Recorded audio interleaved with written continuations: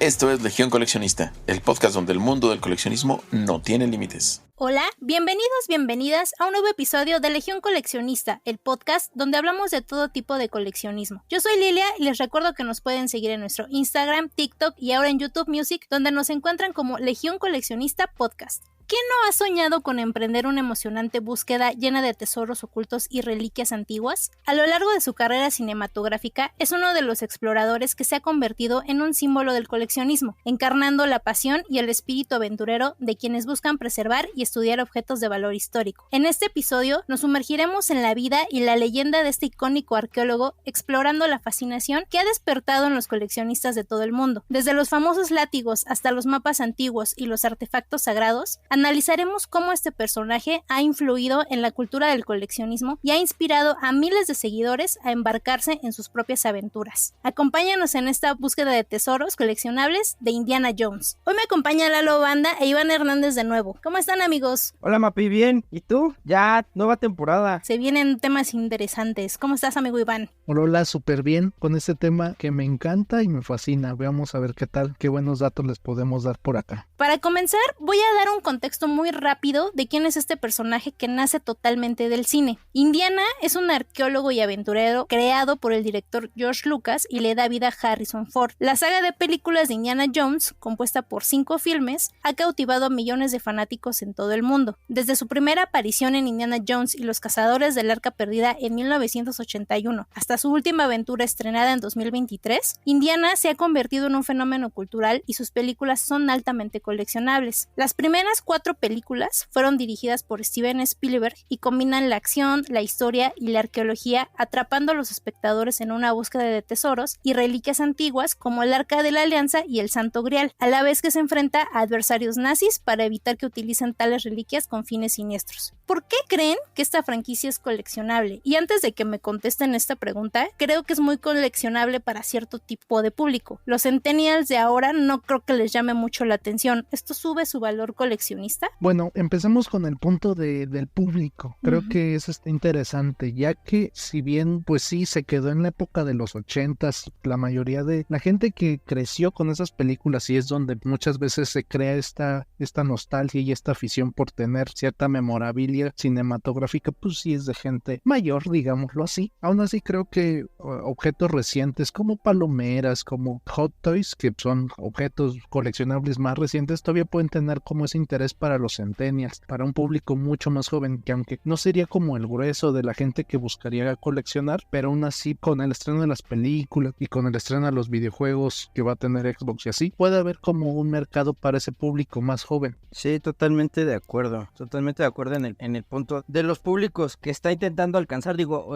Lo de la franquicia, pues es que así como cuando hablamos en la primera temporada sobre los monstruos de Universal, que era el primer universo cinematográfico, acá estás hablando de una de las franquicias con más recaudación en la historia de todo el cine. Más o menos los ingresos que tienen van más allá de los 1,045 millones de dólares a nivel mundial. Entonces esto, quieras que no, junto con los premios, pues de alguna manera le dan cierto peso, ¿no? A todo lo que rodea esta saga. O sea, no tengo bien el dato, pero todas las entregas que han estrenado, salvo creo que la última, que es creo que a la que más le ha ido, siempre han estado entre los primeros sitios de los listados de ingresos, por lo menos las primeras 3, que son pues las que tienen más tiempo, ¿no? En el caso, por ejemplo, de Cazadores, en el 81, esa película llega a recaudar 212 millones de dólares, solo en Estados Unidos. Sin embargo, esa película se ha reestrenado 4 veces después de que se estrenó, una en el 82, una en el 83, una en el 2012 y una justamente hace un par de años, en el 2021, y por esos reestrenos, estos 212 millones se convirtieron en 248 millones de dólares. Es una película que en el 1981 se estrenó, que en 2021 te esté generando todavía ganancias, que es la última vez que se estrena, pues sí te dice bastante, ¿no? Del interés que tiene, sí, cierto público, porque aparte de todo, el personaje como tal está ligado a la historia, y también de alguna manera tienes ahí a 2 personas que están ligadas a la historia del cine, ¿no? Está George Lucas por un lado, y tienes a Steven Spielberg del otro, ¿no? En teoría era una película que Lucas le propone a Spielberg para sacarlo de una depresión en la que él atravesaba luego de haber haber estrenado 1941, que le va muy mal en la taquilla. No digo, si quieren más adelante platicamos de esto y de cómo es que realmente fueron surgiendo esos guiones, porque por ahí hay una anécdota de una playa y donde supuestamente desde el inicio Lucas lo convence a él de que haga 3 películas, pero eso es mentira. Y creo que esos elementos la hacen atractiva, ¿no? Estos dos hombres, el hombre que inventó Star Wars y el otro que era en ese entonces el Rey Midas. Y con el interés centennial yo creo que, como decía Iván ahorita, si en algún punto van a ser alcanzados, a lo mejor no ahorita, pero sí en algún momento los centennials van a encontrar a Indiana Jones, sobre todo las películas más viejitas, y en algún punto o por alguna razón, porque a lo mejor a los abuelitos de los centennials les gustaba Indiana Jones y pues son gustos heredados. Ahora, con respecto al último punto que decías ahorita de lo del valor, no sé qué tanto se vaya de valor lo que ya existía, porque tengo entendido que para la del Dial del Destino se están reeditando o se reeditaron materiales que ya estaban descontinuados, ¿no? Entonces ahí tienes una mala noticia para los viejos coleccionistas, pero como tú has dicho en otros episodios, es una buena noticia para los que van empezando. Sí, y es que les pregunto esto porque en mi caso conocí a Indiana porque mi papá es súper fan. Crecí con este contacto con sus películas y con la memorabilia. Mi papá coleccionaba los juguetes, coleccionaba los pósters, y realmente ahorita que fui a ver la última al cine, era gente grande la que estaba en la sala. O sea, era gente de la edad de mi papá y gente de mi edad, de los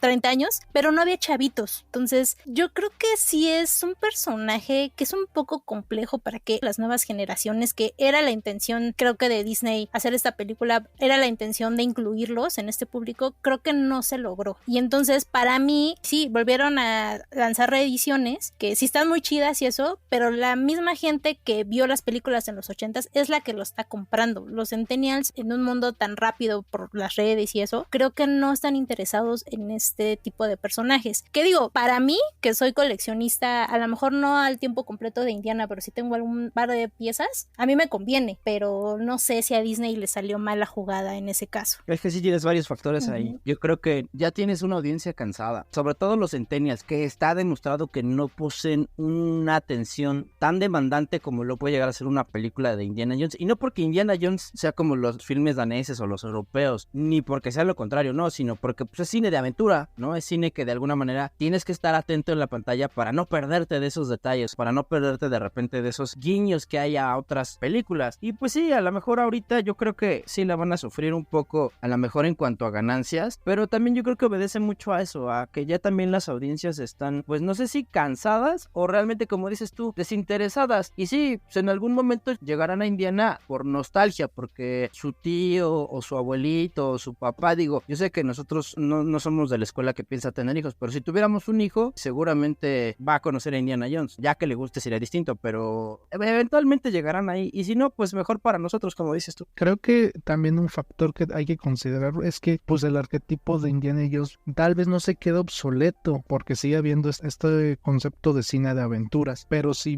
las comparamos con la movilidad que tiene en la primera trilogía a las últimas dos, se nota la diferencia donde sabes que es un adulto mayor de 80 años, así que no va a poder tener la misma movilidad, pero por ejemplo en el Dial del Destino se le nota la edad, y es donde por ejemplo a mí me gustan mucho. La Calavera de Cristal sí es horrible, pero se nota la diferencia. Querramos o no, es un héroe de acción que ha envejecido y Disney forzó esta última película, y es donde yo creo que hay una audiencia mucho más joven. No le llama la atención ver un anciano, un viejito, estar aparentando que brinca con CGI. Confirmo eso. Es que, híjole amigo, sí, la calavera sí está bien fea. La última sí me gustó, de hecho. Y entonces eso hace también como que, es una franquicia que tiene continuidad. Yo la verdad, cuando vi la 4 dije, ay no, ya no hagan más. Ahorita la vi por mi papá y porque me dijeron, no, sí está chida, y fui, me gustó, pero tampoco es la gran cosa. Creo que también, no sé, dependiendo los números, creo que la tirada era que, digo, spoiler, la chica que sale en la película es como la que se va a quedar con la franquicia, pero la verdad es que yo ya no la vería. Es que justamente pasa eso, agotan las narrativas, y si a fin de cuentas tenías ya el cierre de un personaje, a lo mejor no el mejor cierre, ¿no? Con La Calavera de Cristal, que es una película para muchos olvidable dentro del imaginario de Indiana Jones, esa de querer forzar las narrativas, a hacerlas woks, a hacerlas inclusivas, cuando de antemano, por lo que decía Iván, Indiana Jones es el arquetipo de un hombre que ya ni siquiera en esta época creo que sería bien visto por diferentes conductas en sus 3 películas. No porque sean malas, sino porque con las audiencias de hoy en día no tienen mucho en común y más bien le juegan mucho en contra. Y creo que eso es parte de lo que hace que Disney ahorita se esté dando el tropezón que se está dando con Indiana Jones. Y es que eso, creo, hace que deje de ser un poco coleccionable. Y teniendo ya este antecedente, ¿cuál creen que es el artículo de colección cinematográfico más deseado entre los seguidores de Indiana Jones? Yo por mi parte diría que el sombrero. El sombrero es súper icónico. Más allá del látigo o la cazadora, creo que el sombrero es una referencia icónica en todos, incluso en logos, en memorabilia. Por encima del cazador y el látigo aparece primero el sombrero. Sí, coincido con Iván. Yo creo que sí el fedora, pero también creo que cualquier elemento artefactual ligado a Indiana, o sea, el látigo, como decían, la cazadora, el revólver, o incluso algunos artilugios sobre los que giran la trama de cada una de las entregas, podrían funcionar. Sin embargo, creo que sí también hay varias cosillas ahí que podrían tomarse en cuenta, sobre todo si estás buscando coleccionar cosas de este arqueólogo. Una de ellas podrían ser los tratamientos, pero no los de los guiones, sino los previos. O sea, por ejemplo, cuando Philip Kaufman, que iba a ser originalmente el guionista de la primera película, y en ese entonces eran las aventuras de Indiana Smith, The Adventures of Indiana Smith, ¿no? Entonces, el eje principal de esta película iba a ser el Arca de la Alianza, pero bueno, Kaufman se sale del proyecto, se queda Lawrence Kasdan, que es el que plantea ya en un inicio, que tampoco está en el guión, en el original, que Indiana Jones, por ejemplo, imagínense un Indiana Jones con habilidades de Kung Fu o con aires así como de Playboy. Eso creo que a nivel colección podría valer muchísimo. No porque sea santo grial de los guiones, sino porque son cosas que pudieron haber sucedido y no sucedieron, pero que tienen un valor por la gente que estuvo involucrada. Por eso les decía hace ratito, la idea de la idea original, o sea, de que la trilogía existía, pues es a medias, porque el trato que hace Lucas con Paramount sí era de al menos 3 películas, pero Lucas no tenía idea de lo que iba a suceder en las siguientes películas. Por ejemplo, en el Templo de la Perdición, ellos querían que fuera más como el Imperio Contraataca, así como más oscura y todo. Y aquí todo iba a suceder un año antes de Cazadores del Arca Perdida. Aquí iba a haber un culto devoto a la explotación infantil, a la magia negra. Y este tratamiento, nada más por todo esto que les estoy platicando, lo terminan desechando. Y entonces, ante las urgencias, agarran la historia de una película del 39 que se llama Gunga Din, no sé si la han visto, con Cary Grant.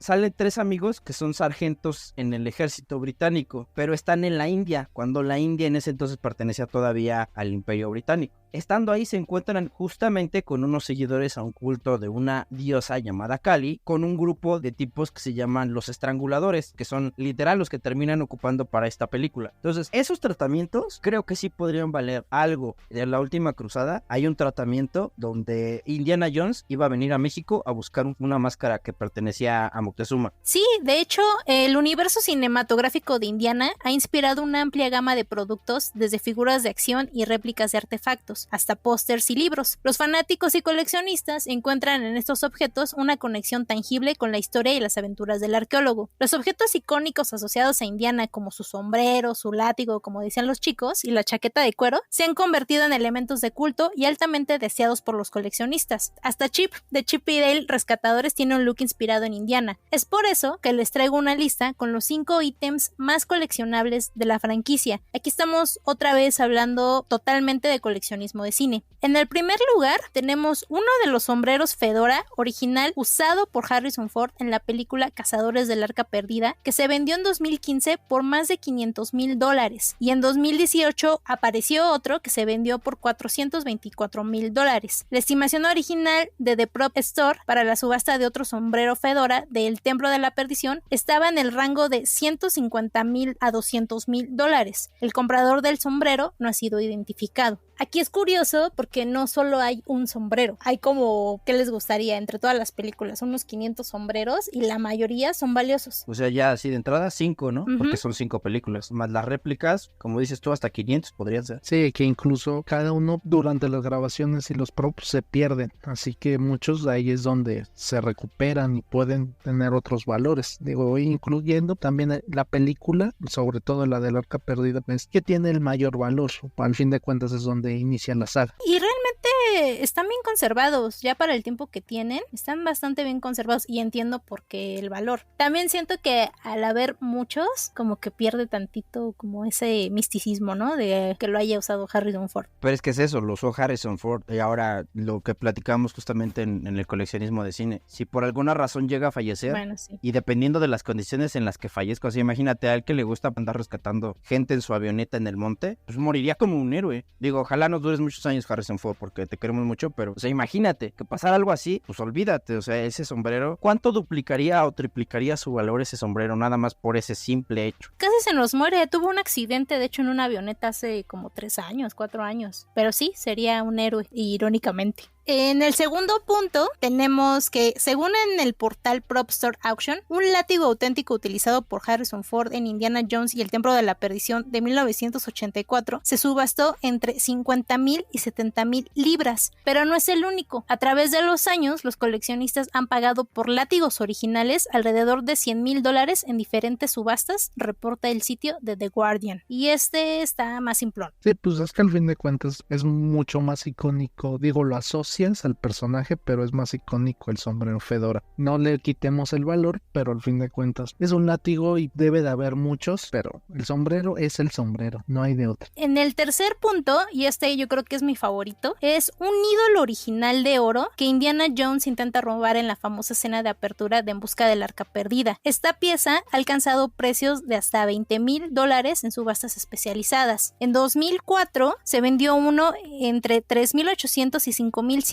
según el portal Bonhams. Pero aquí lo curioso es que hay falsificaciones. Voy a subir estas fotos a las redes sociales. Se ve así cuál es el prop, cuál es la réplica, cuál es la falsificación, pero sí me gustaría tener el original. No, y sí se nota, o sea, curiosamente el original tú lo podrías ver y a lo mejor lo ves con las réplicas que están muchísimo más brillantes y te podrías ir con la finta, ¿no? Pero creo que también ahí tiene mucho que ver con el ojo del espectador, o sea, cuando eres muy fan de una cosa, sabes y conoces los rasgos distintivos, ¿no? A un fan quizás de Hueso Colorado, de Cazadores o del mismo Indiana Jones, creo que difícilmente lo podrías hacer, güey, pero a alguien que va empezando, creo que esto sí sería como un ítem con el que si te lo encuentras, sí necesitas ahora sí que recurrir a tu experto en materia de Indiana Jones más cercano para que no te estafen. Porque aparte es como un molde muy sencillo, ¿no? Sí, o sea, es algo que te digo, o sea, yo creo que lo que platicábamos justamente en ocasiones anteriores, de repente pensamos que las cosas que están en la pantalla son muy bonitas y muy brillantes, pero la realidad de las cosas es que a veces los materiales no son los que podríamos llegar a pensar, ¿no? Por ejemplo, en el caso del ídolo dorado, tú dices, no, sí, debe de pesar, y no, o como con el halcón maltés, que retrataba tan bonito en la pantalla, pero realmente era un pedazo,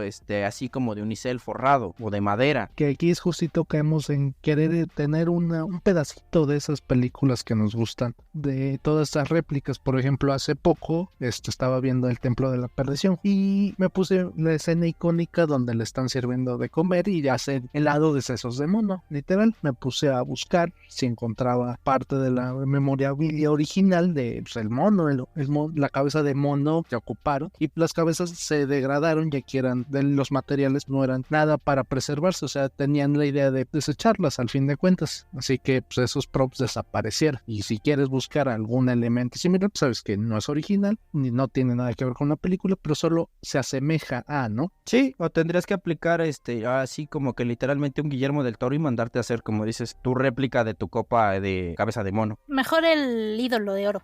En el cuarto punto, es mi segundo favorito, es el diario del padre de Indiana Jones, el famoso diario del Grial. Réplicas exactas del libro se han vendido por precios que oscilan entre $60,000 y $80,000, y pueden revisar esta información en la página de propstoreauction.com, y ahí vienen las fotitos, y eso está bien chido porque adentro en las páginas sí tiene los dibujos que se usaron para la película. Ese es un buen prop.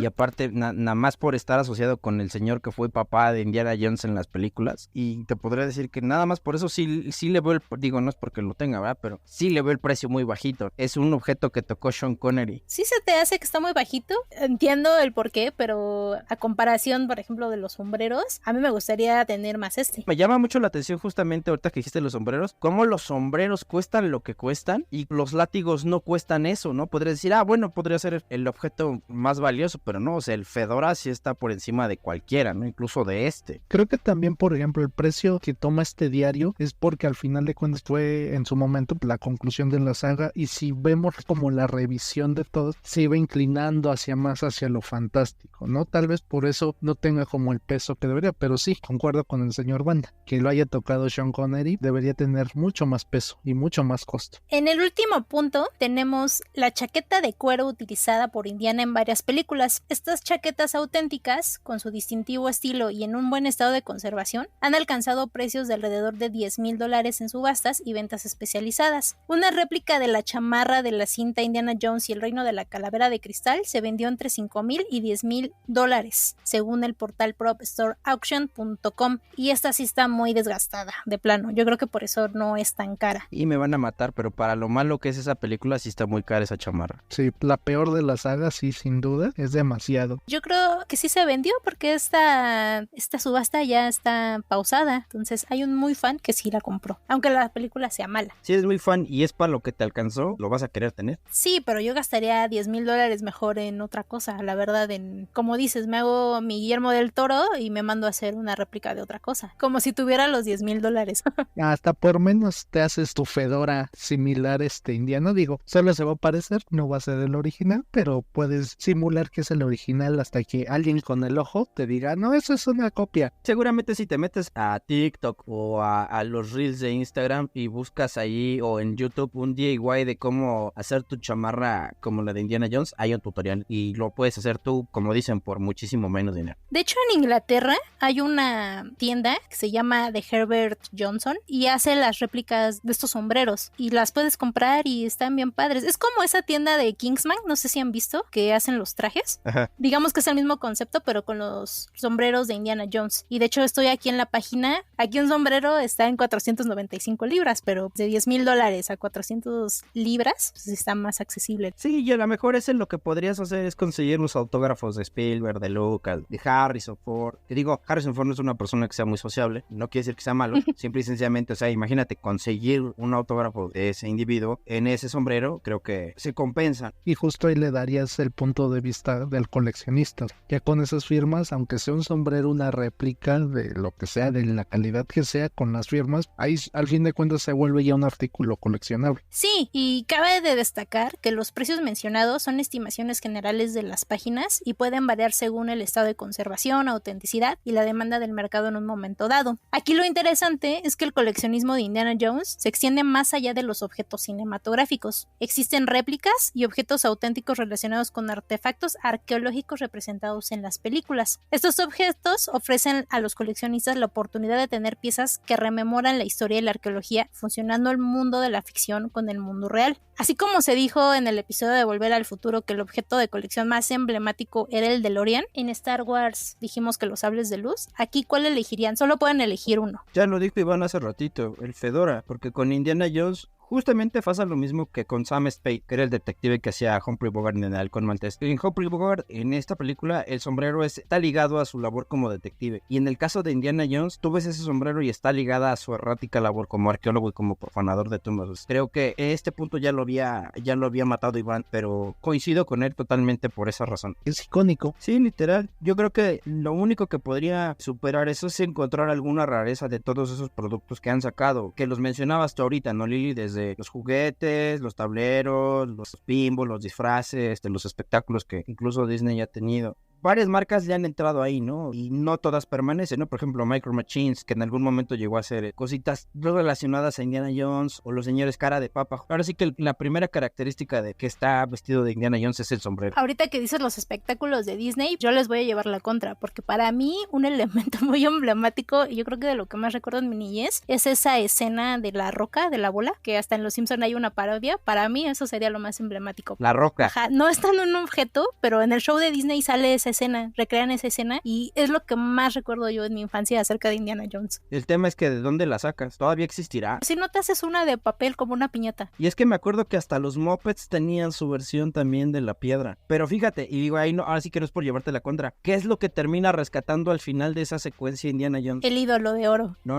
Trae el ídolo de oro cargando con él. Viene la piedra atrás de él. Se alcanza a pasar por las puertas antes de que se cierre. Y justamente antes de que termine de caer la puerta, sale su mano. Sí, cierto, sí. Y rescata su sombrero. Creo que lo que tiene la piedra es más allá del objeto de la piedra, la escena que se ha replicado en un sinfín de medios y la nostalgia y la réplica de la escena. Pues yo me quedo con mi escena coleccionable. Y para seguir, el valor de los coleccionables puede fluctuar según la rareza y el interés de los coleccionistas. Para el coleccionista común les tenemos otro top donde podemos encontrar las famosas figuras de Kenner hasta los pósters de las cintas, pasando por la banda sonora que también es muy entrañable. En el número 1 de este top tenemos las figuras de acción vintage de Indiana Jones producidas por Kenner en la década de los 80s. Suelen ser muy buscadas por los coleccionistas según el portal dedicado a Indy, que es theraider.net, en el cual se detalla cada figura que salió en ese tiempo. En buenas condiciones, estas primeras figuras pueden venderse hasta en $1,000, pero según el portal de Toy Collector's Guide, las figuras más caras son las de Marion con un valor en el mercado de $1,250 y la de Belloc en su traje ceremonial, que cerrado puede valer hasta $20,000. Ya ven, vale más que la chamarra. Ese es un buen dato, ¿eh? Pues es que a fin de cuentas es el antagonista y la dama en peligro, pero me llama mucho la atención que sea Belloc el que tiene un valor más alto económicamente, ¿no? Y supongo que está relacionado también a la rareza con la que suelen proliferar ese tipo de figuras. Sí, justo debe de ir por ahí, porque al ser personajes secundarios o el villano, no debe de haber tantas piezas en distribución. Al fin de cuentas, el juguete que más quieres tener, tanto como niño, tanto como coleccionista, pues es la figura de Indiana Jones. Se van a infartar, les voy a contar. Mi papá tenía de estos muñecos y me acuerdo mucho porque fue el temblor del 2017 y empezamos a vender en línea y no teníamos a este especialmente, pero sí tenía la Marion y la vendimos.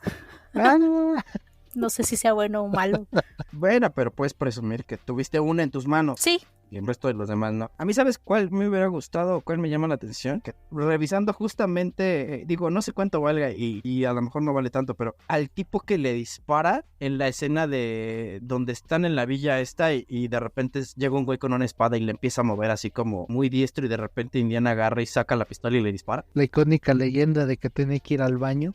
Ese, si existiera el muñeco, yo quisiera uno de esos. Yo no sé ni cuánto valgan, pero ese sería como uno bueno. Además de estas figuras de Kenner y eso, hay recientemente figuras modernas de marcas como Sideshow, Collectibles y Hot Toys, que también son altamente valoradas debido a su detalle y calidad, encontrándolas entre los $40 hasta los $600 aproximadamente. De hecho, aquí hay un Funko, aquí les puse un Funko que la verdad yo no le veo nada especial, pero cuesta $420 y es un Funko. ¿Será porque trae al ídolo dorado en sus manos? Bueno, no sé si sea un Funko gigante, no vemos aquí la dimensión, pero por ejemplo al lado está el Hot Toys, que se cuesta $530, pero pues ya sabemos aquí en el podcast que los Hot Toys son bastante caros, porque aparte está súper bonito el detalle. Tal vez en el caso del Funko fue alguna edición especial o de aniversario. Ya ves que el valor del Funko depende mucho de su rareza y del momento donde se saca. Pero no está tan bonito, bueno, no sé, ahí sí tengo mis reservas. Y de hecho, si se meten a la página gentlegiantltd.com y buscan Indiana Jones, ahí pueden encontrar figuras y réplicas de todo tipo. Tenemos, por ejemplo, pues están bastante accesibles. Hay un ídolo que es una alcancía y está bien chida y cuesta $40. Está la figura del papá de Indiana Jones en $130. Entonces creo que es un personaje el cual también es bastante accesible por si usted quiere empezar a coleccionar. Aquí también hay un busto en $200, pero está bien detallado, están bien hechos, hasta eso no están feos como otras franquicias. En el segundo punto tenemos los cómics de The Further Adventures of Indiana Jones, publicados por Marvel Comics en la década de 1980. Son considerados valiosos entre los coleccionistas por esto, y también existen ediciones limitadas y variantes raras que pueden aumentar el valor de ciertas ediciones. En la década de los 90s, la franquicia se mudó a Dark Horse Comics y el portal Hobby Consolas recomienda leer en primer lugar lugar la doctora Afra, en el segundo lugar el rastro del Grial y en el tercer lugar una recopilación que se llama Los cómics de Indiana Jones, con historias acerca de las llaves de Atlantis, la tormenta del Oriente o incluso el brazo del oro, que van entre los 5 y los $50. Yo la verdad no he tenido la fortuna de encontrarme uno de estos cómics, pero sé que existen y son bastante accesibles en Amazon, ¿no? Eso, pero sí me llaman la atención. Y es que aparte, ¿sabes qué? O sea, si te fijas un poco en el devenir de la misma saga y de los productos, o sea, siento, no sé por qué ahorita que lo estamos platicando me vino así como una epifanía, sin que se abriera el cielo así y cayera una luz, de que Indiana Jones realmente es como el laboratorio de ensayos de muchas cosas para el marketing que funciona con Star Wars o ahora con Mando o con muchas cosas vinculadas a este tipo de franquicias, porque el cómic de Indiana Jones llegó muchísimo antes. Tuvieron que pasar muchos años, por ejemplo en el caso de Star Wars, haciendo como un comparativo para que llegaran los cómics, y con Indiana Jones no, o sea, con Indiana Jones pasaron y yo creo que se dieron cuenta que sí funcionaron y dijeron, ¿y si hacemos unos cómics de Star Wars? Y lo mismo pasa con los libros. Aquí fue al revés, porque primero salieron los libros de Star Wars y después hubo libros de Indiana Jones. Y hubo un chorro de libros porque fueron fácil como 3 o 4 autores los que le entraron al quite por encargo de George Lucas a hacerlo. Pero me está dando esa impresión esta saga. Antes de empezar el podcast platicábamos de que también hubo una serie de Indiana Jones, el joven Indiana Jones, la cual la verdad no encontré mucha información visual, pero algunos de estos cómics tienen como la base para algunos capítulos que hubo en la serie. Haz de cuenta que con Indiana Jones pasó lo que está haciendo Dave Filoni y Jon Favreau con Mando y con Rebels y con Clone Wars y con Ahsoka, pero al revés. Ellos empezaron en el cine y se fueron bajando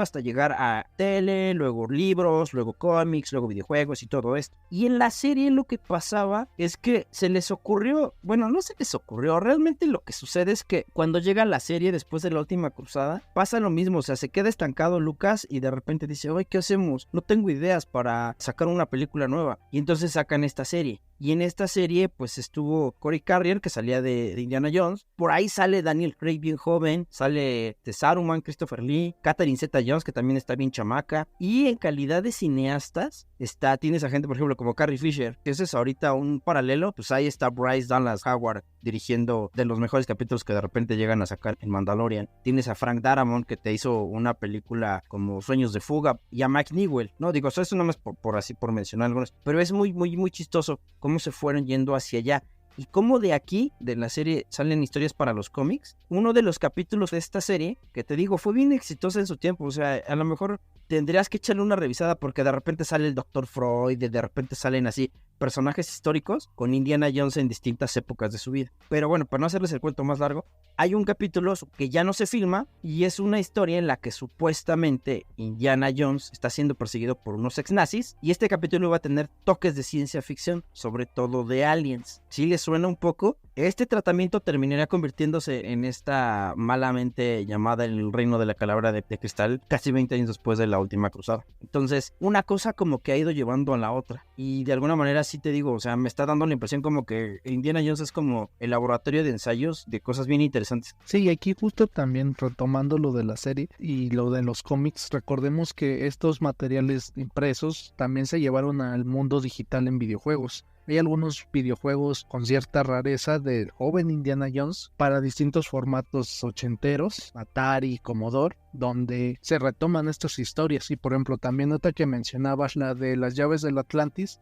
es uno de los videojuegos mejor valorados por un portal que se llama Wata Games, que es quien cataloga y le da una escala, dependiendo que también no esté mal la calidad del videojuego, determina el valor. Y ese de las llaves de Atlantis de cómic pasó al videojuego, y según la leyenda de entre el mundo gamer, también fue un guión previo para hacer una cuarta película de Indiana Jones. Justo iba a ser la cuarta en ese limbo en que nadie sabía qué iba a pasar antes de que se hiciera la afinada y horrible Calavera de Cristal. Era como lo que se pretendía hacer esta novela gráfica, bueno, sí, esta aventura gráfica de las llaves de Atlantis, que es un videojuego para el Atari 2600. Y es que sigue siendo un producto muy rentable. Ahorita que decías videojuego, me acuerdo que en Facebook había uno, y de hecho era un juego oficial. O sea, ya ven que hubo un tiempo en que a los de Facebook les dio por poner videojuegos para que te entretuvieras. Y había uno de Indiana Jones. Sí es muy rentable, o sea, Indiana Jones sigue siendo muy rentable. Y yo creo que lo va a seguir siendo por mucho tiempo, no sé ustedes qué opinan. Y tan rentable que incluso se está desarrollando un nuevo videojuego exclusivo para Xbox. A pesar de que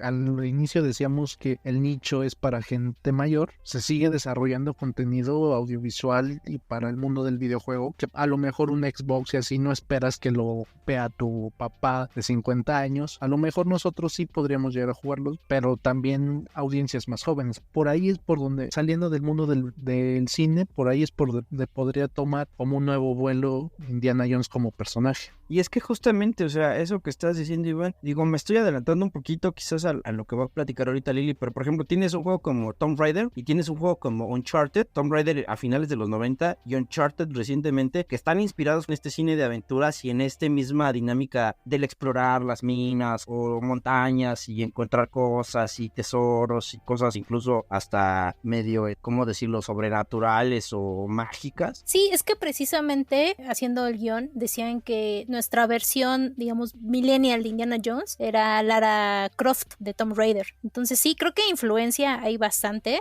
No sabía eso del videojuego, yo sí lo jugaría mientras esté bien hecho, no sé, tipo como los últimos que han hecho para PlayStation de Spider-Man. Yo creo que es una franquicia que vale la pena mantener viva, a lo mejor ya no en el cine, pero en otros productos. Pues es que sigue despertando mucho interés. Decíamos al principio, a los Centennials no les gusta. A lo mejor le fue mal a la película justamente por querérsela vender a ellos y ellos no le compraron la idea de Disney. Pero a fin de cuentas va a llegar en algún punto alguien en una generación más adelante lo va a encontrar y a lo mejor le pase lo que le pasó a mucha gente cuando la sacaron, ¿no? Chavitos en plena búsqueda de, pues, quizá de su identidad vocacional y todo, y terminen estudiando arqueología por culpa del profesor Jones. Sí, al menos en mi caso, si es una historia bien contada en donde vayan en contra de los nazis, estoy dentro. Llámese Bastardos sin Gloria, llámese la serie de Hunters, llámese Indiana Jones, yo estoy dentro, porque también estaba leyendo que cuando Steven Spielberg la dirigió y le ayudó a George Lucas a desarrollar ciertas ideas, todos sabemos que Spielberg es judío, entonces era como su forma,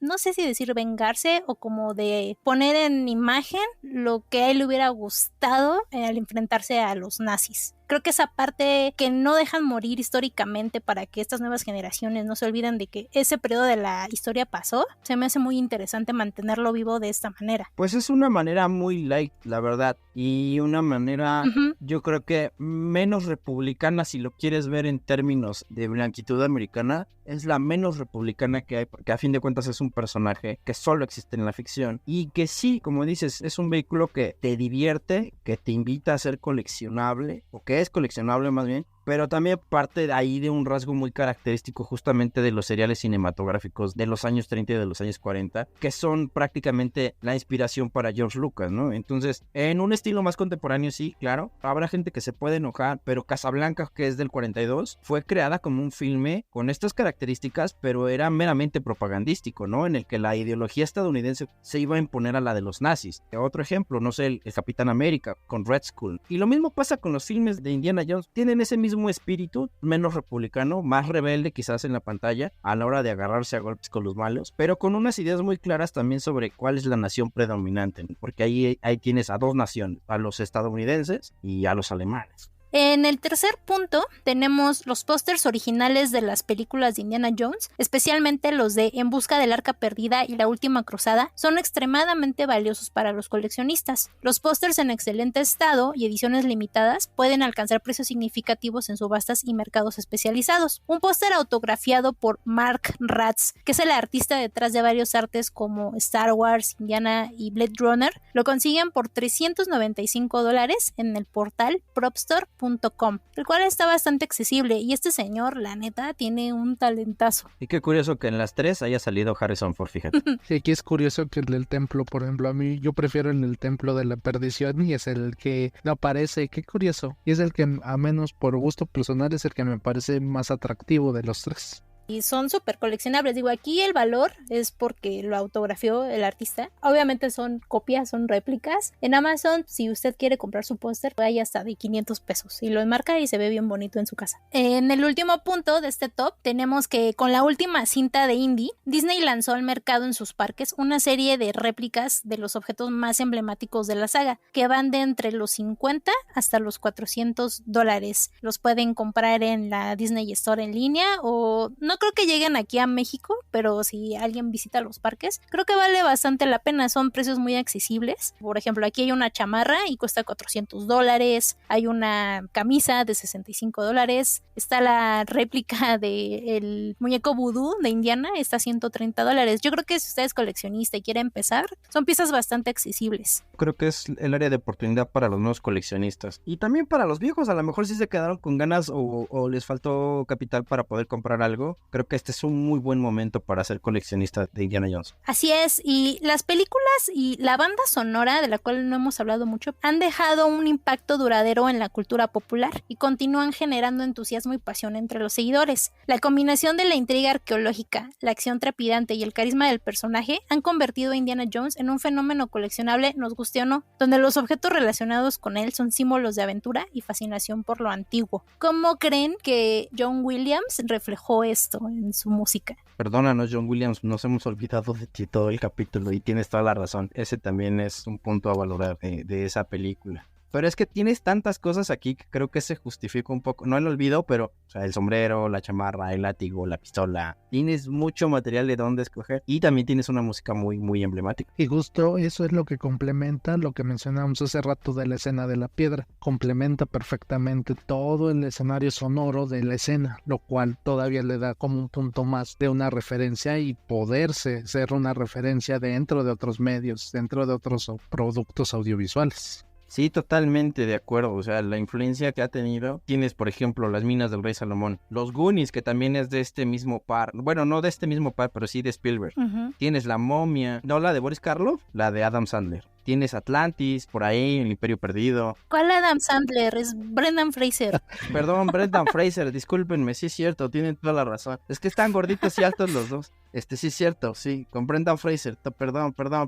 Las películas estas de Nicolas Cage con Diane Kruger, las de National Treasure, que incluso ahora Disney intentó hacer creo que una serie en su plataforma de streaming. Tienes El Código Da Vinci, tienes la primera Capitán América, la del primer Vengador, y tienes también los videojuegos, que eran lo que decíamos ahorita hace ratito, ¿no? Tienes a Tomb Raider, tienes Uncharted, que ahora Jumanji y las nuevas de Jumanji tienen más o menos el mismo estilo, ¿no? La misma atmósfera de Indiana Jones. ¿Saben qué también estamos dejando de lado? La manera tan artesanal en cómo están hechas las secuencias más memorables al menos de las tres primeras. Digo, todas entran porque todas están hechas pensado en esto. Creo que los únicos que están ocupando hoy por hoy efectos prácticos, aparte de Indiana Jones, es Tom Cruise y Christopher McQuarrie en la saga de Misión Imposible. O sea, esto de que a lo mejor Harrison Ford ya no tiene la edad para hacer sus propios stunts, pero sí los efectos con los que están creadas todas esas secuencias son efectos prácticos, no tienes nada de CGI. Y creo que eso, a nivel cinematográfico, si lo quieres poner así, te pone la vara todavía más alta de lo que esta saga representa. Totalmente de acuerdo, yo creo que eso es muy valioso y pues ahí anda todavía el señor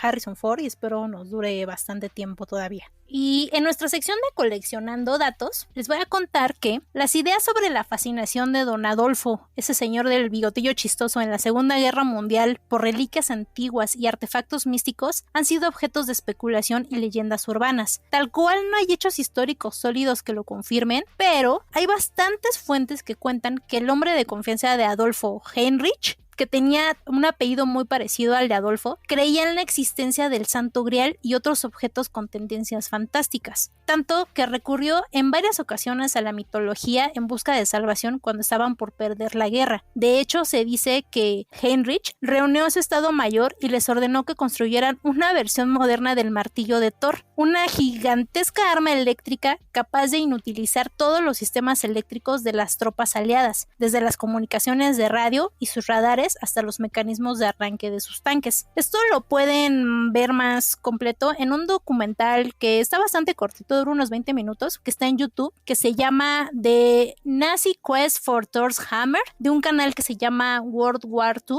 el cual trata el tema de la Segunda Guerra Mundial desde todos los aspectos posibles, lo cual lo hace bastante interesante y relevante con fuentes que hacen que uno quiera saber más de este periodo de la historia. La pregunta aquí es, este tipo de dato curioso que salta, digamos, de una base real que fue la Segunda Guerra al mundo fantástico del cine, ¿qué opinan ustedes sobre esta conexión entre ciertos periodos históricos y objetos místicos? ¿Creen que estas representaciones cinematográficas pueden influir en cómo percibimos la historia real y la línea entre la ficción y la realidad en el coleccionismo? ¿Realmente estamos listos para encontrar la Atlántida o un artefacto parecido a la más reciente peli de Indiana Jones, conocido como la Antiquetera, que según es un poderoso dispositivo construido por Arquímedes con la capacidad de manipular el tiempo? Pues es que eso parte de la realidad inspirando en la ficción. Por ejemplo, el tema de la sociedad del Thule, que era como se le conocía, siempre ha estado desdoblada de alguna manera en el cine, en los cómics, en los libros. Ha pasado por películas desde Indiana Jones hasta Hellboy. Por ejemplo, en Hellboy también se habla de la sociedad del Thule.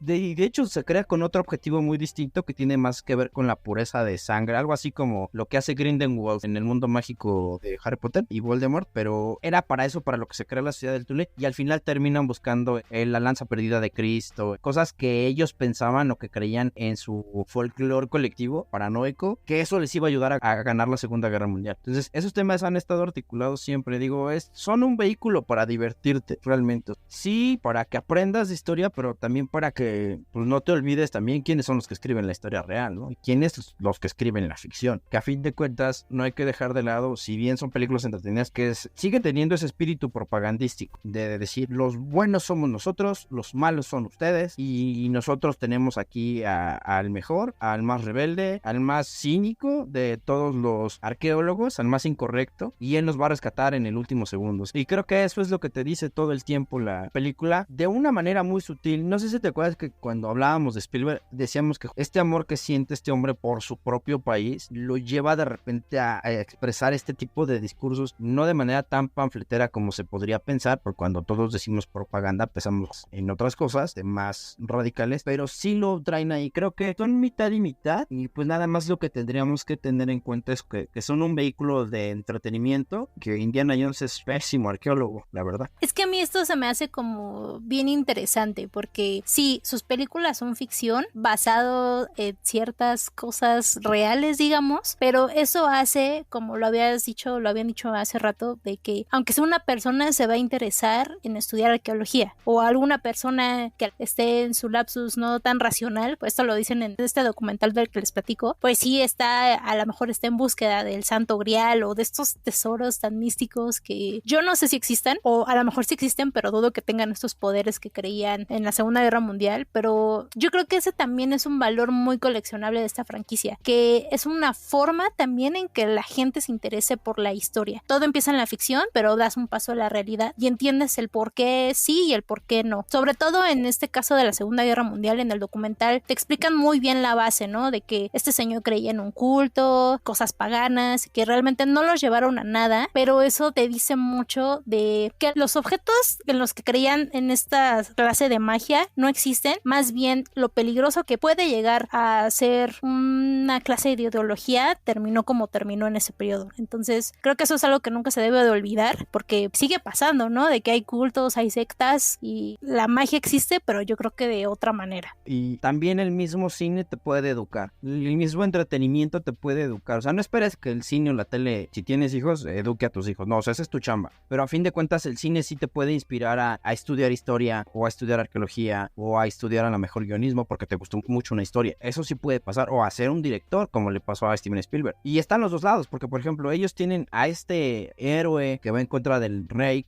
de los amigos de Adolfo, pero también tienes del otro lado, y años más adelante, la lista de Schindler, que te habla del otro lado de la historia. Y yo creo que eso es lo padre del cine, que te permite conocer varios lados de una misma historia o de un mismo periodo. ¿Saben? Yo creo que el mayor paralelismo que podríamos tener nosotros, seres reales, con el personaje de Indiana Jones es encontrar ese santo grial de alguna película, de alguna memorabilia, de un videojuego, de algo. Creo que ahí es justo donde podríamos tener el paralelismo de encontrar estas piezas de arqueología moderna interna real de la historia de cualquier pieza, ahí es donde podríamos encontrar el mayor paralelismo con Indiana Jones, de decir, ahorita lo que mencionaba Mappy de los juguetes, ella tenía una pieza de arqueología de la historia de Indiana Jones y pues era icónico. Ese sí es un santo grial real que se podría tener. Creo que ahí está el paralelismo que podríamos tener con Indiana Jones. Me encanta esa reflexión. Yo lo único que diría, adicional a eso, es que también podemos entender la importancia que tienen no nada más los objetos para nosotros como personas, sino algo que puede no ser un objeto, como decía ahorita Iván, que es tu santo grial, que es algo que te va a dar ese sentimiento o esa sensación de realización. Yo creo que eso también es bien importante, no dejarlo de lado.